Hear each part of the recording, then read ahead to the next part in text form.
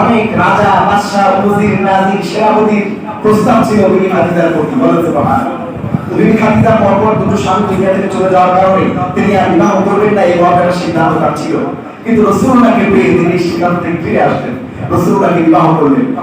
মক্কা নগরীতে গুঞ্জন হলো যে বিবি খাদিজাকে আর ছেড়ে পাইল না, এটা মেষ চালক রাখালকে বিবাহ করলো। এটা বিবি খাদিজার খুব লেগে গেল, অন্তরে কষ্ট পেল। তিনি বিবাহোত্তর একটি সংবর্ধনা পরিবার আয়োজন করলেন এবং সমস্ত আরবের ব্যক্তিবৃন্দ সহ কুরাইশ বংশের এবং আরবের লোকদেরকে দাওয়াত দিয়ে বিশাল অনুষ্ঠান আয়োজন করলেন। বলেন সুবহানাল্লাহ। খাওয়া দাওয়ার সূচনা হবে, অনুষ্ঠানের সূচনা হবে।